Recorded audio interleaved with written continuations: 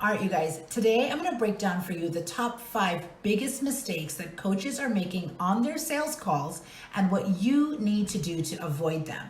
So if this is the first time watching one of my videos, if you're new to me, my name is Safia Sattar. I'm a certified business coach and online marketing strategist, and I help coaches start, grow, and scale their businesses online.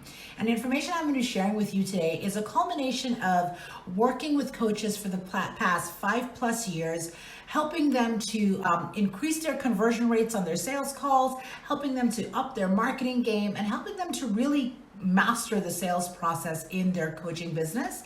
And so the information I'm going to be sharing with you is a combination of not just some of the mistakes that I've seen after working with dozens and dozens and dozens of coaches, but it's also some of my own personal flubs when I was starting out. So let me just dive right in so you can just get the goods on exactly what those 5 mistakes are so you can prevent doing them yourself.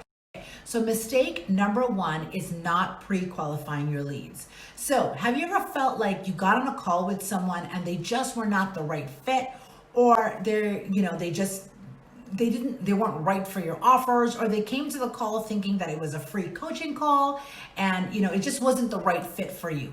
That is a result of not having a pre-qualification process in place that helps you to filter out the leads that are the most fit and most qualified for your programs and your offers.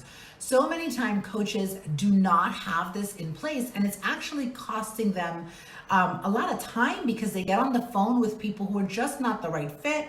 They're just thinking that it's a completely different service that they're getting, or they're coming to the call thinking it's some sort of a free coaching call. So the best way to pre-qualify leads before they get onto sales calls with you is to have some sort of a questionnaire or form or something that they need to fill out when they are booking in their sales call with you, so that they can give you a little bit more information about where they are in their journey, what they're struggling with, what kind of support that they're looking for.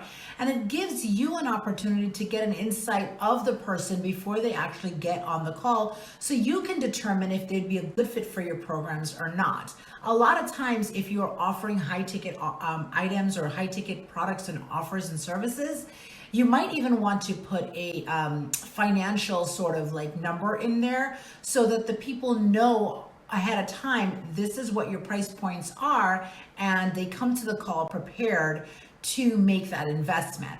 What this does is it primes your candidates and it primes your leads before ever getting on the call with you. Those people who actually take the time to fill out that questionnaire, who take the time to be detailed and give you the information that you need, those people are likely much more qualified and much more primed and ready to take action, and are much higher likely to actually convert into a paying client. So I highly recommend having some sort of a pre-qualification process in place. You can do a free form on Google Forms or a type form, or depending on what you're using for your calendaring system, you might have a built-in form in there that you can customize based on the questions that you need to give you the information beforehand, so they can fill that out when they're booking in the call with you. Highly recommend having a pre-qualification process in place. Okay, mistake number 2 is not setting the expectation at the beginning of the call. So this is a huge one, and this is part of what I teach my private clients when we're working through sales and their sales process. And this is something that's so important, because how often have you heard or have you felt like you're being salesy, you don't want to feel like you're selling, or the other person, the potential client, they don't want to feel like they're being sold to, right? This, having set the expectation at the beginning of the call, helps to eliminate that feeling of being salesy. It helps to eliminate that feeling of when you transition into the pitch and when you transition into the sales section of the call, it helps to take away that pressure and that sense of awkwardness when it comes time to pitching and offering what it is that you do and talking about money and actually having the sales part of the sales conversation, right? When you have this in place and when you've set the expectation at the beginning of the call, it makes the transition into the sales and into the pitch portion of the call Very natural, very organic, and it helps you to show up more confidently because you've already taken care of the expectation ahead of time. So that person knows and that person can expect that, listen, at the end of this call, this person is going to present their offers to me. They're going to tell me what their prices are, and they're going to sell to me. They're going to pitch their services to me. So that alleviates some of that pressure on your part in feeling like, how do you navigate that, right? So setting the expectation at the top of the call is an incredibly important and crucial part of having a high converting sales conversation. And it's one of the biggest mistakes that I see coaches making because they fail to do this and the person ends up walking away feeling sold to. Okay, so mistake number 3. Now this is a big one. This one is solving the problem on the call.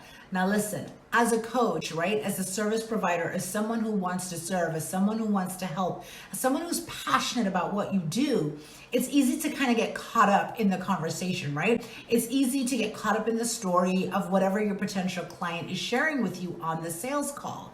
But what I see happening, and what's a big mistake that I see coaches making, is actually solving the problem on the call.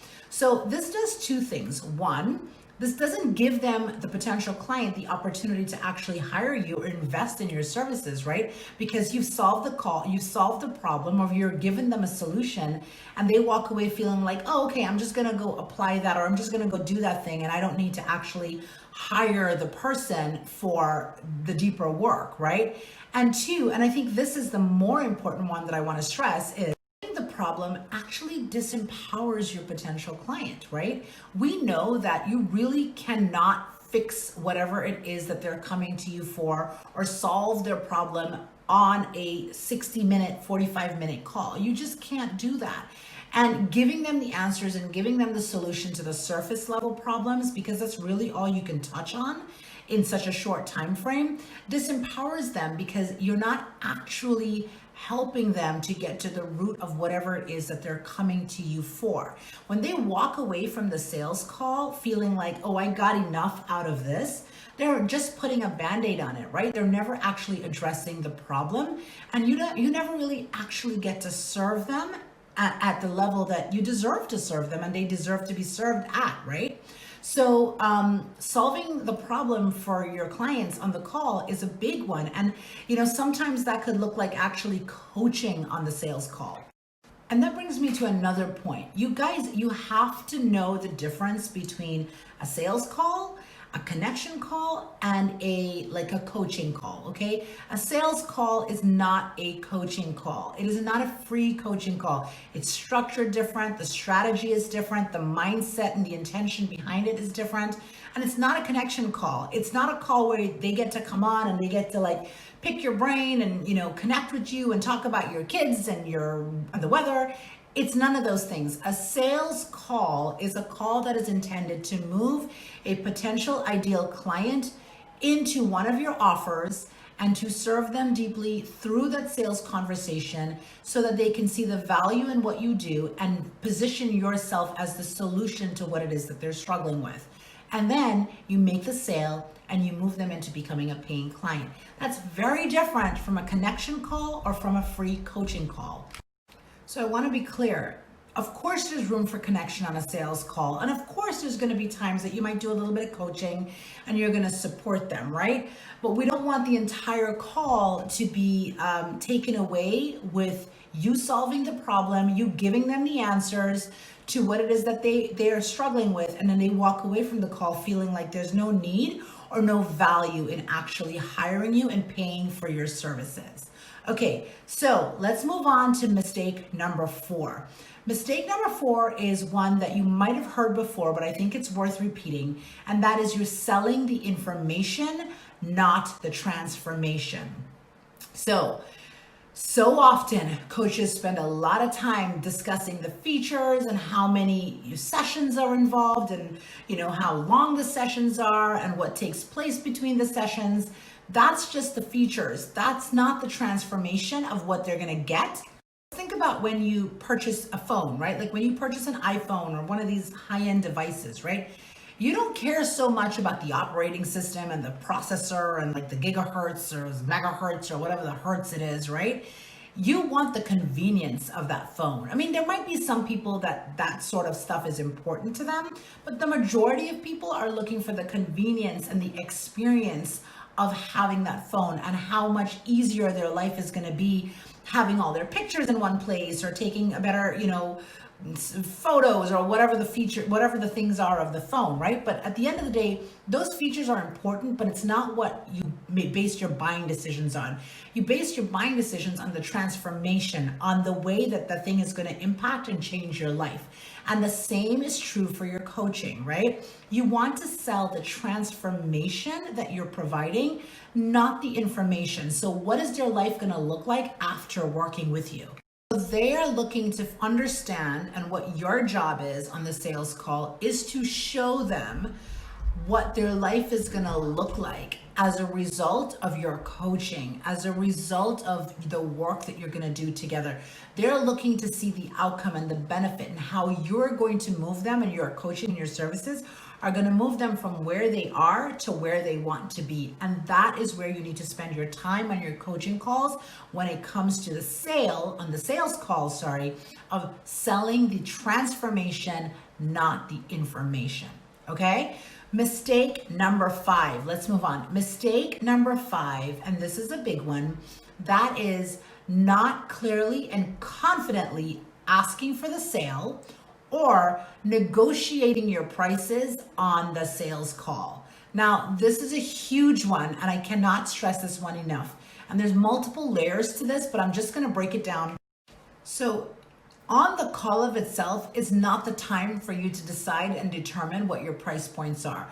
Those things need to be predetermined but way ahead of time, okay? So what you need to know at all times is what your offers are, what your price points are, if you have a payment plan, what that price point it looks like, if they're paying in full, what does that look like, and what your profit margins are. So in case that client needs, to set up an extra payment plan, or they need to like stretch things out, whatever, if you have to accommodate them so that you can support them and it could be a little bit more financially easy for them, you need to understand and know ahead of time what your profit margins are so that you can make those accommodations easily and still not like be deciding that or negotiating that on the actual call. So I highly recommend having a document somewhere, either on your computer, on your phone, a post-it on your desk somewhere. Prices and your offers and your price points are clearly listed out, so you never have to like second guess or wonder or go look for them when you're actually on the call. When you're on the call, they're looking to be led. They're not looking to make that decision. You've got to make that decision easy for them. And when you have that in place, and when you've done sales calls enough, and when you're really anchored and grounded in your value, you have to be able to ask for the sale as confidently as you possibly can without second guessing, right? It's not about, oh, my prices are, X, Y, and Z, and you can pay for this or you can pay for that, or I can have a payment plan, or does that feel good for you, or what do you think, is that too high or too low? No, you say your price and you zip it. You say your price and you zip it. You say your price and you zip it. When you start to talk over and over and over after you've said your price, you do not leave room for your potential clients to process it and make a decision, right? So you don't want to be skirting around your prices when it comes time for that portion of the sales call. You want to be very confident, you want to be very grounded and very clear on what your prices are, what your programs are, what those things break down to. So it makes that decision very easy and clean for your potential clients. Okay, so those were my 5 things, but I have a bonus. I have a bonus thing, and that's mistake number 6. And I don't think I could have done this without sharing this, because this is an important one as well. And that is the mistake that coaches are making is that they're not following up enough. They get on the sales call and then they get off the call and then they're like, okay, I'll send one email or I'll, whatever. And then they don't follow up enough because they're afraid of being pushy, or they don't want to bug them, or they don't want to be an inconvenience. No. 60% of the conversion happens after the sales call. The saying that the fortune is in the follow-up is so key. follow up is so important. My rule of thumb is at least 5 different touch points, at least 5 different follow-ups before making any determination whether or not you want to continue pursuing that lead. So I highly, highly recommend following up, following up, following up. I can't even tell you how many times I've had clients, we've gotten on sales calls, and then, something happened and they forgot to pay the invoice or they forgot to whatever, and you just keep following up. And it's not that they didn't want to hire you, it's not that they didn't want to invest in you, it's just life happens, right? So you want to make sure that you're following up and you're reinforcing your value, and at the same time that you're doing it with integrity, right? And know that don't put all this meaning and emotion and pressure to the follow-up process. It is a part of sales. Following up is a part of sales. And when you can take that emotion out of it, meaning you're not like making it mean something about you and meaning like, oh, I'm being an inconvenience or I'm bugging them or anything like that. Take all that emotion, that meaning out of it. Following up is part of the sales process. And it's a mistake that I see coaches making so often, is that they're following up, they're not following up, or they're not following up enough. And they're making it mean like, oh, maybe they didn't like me, or maybe my prices were too high, or maybe blah, blah, blah, all the maybes. And they're filling in their own blanks. No, no, no, no, no. Follow up. Get a no, get a yes, get a maybe later, get an answer, right? And then if that person just refuses to follow, if you just can't hear back from that person, then again, my rule is at least 5 times. Some people will say more. Mine is at least 5 times, 5 different touch points. And then you can decide at that point, okay, that's a dead lead. So those were my 5 and the bonus 6 mistakes that coaches make on their sales calls. I hope that was helpful for you.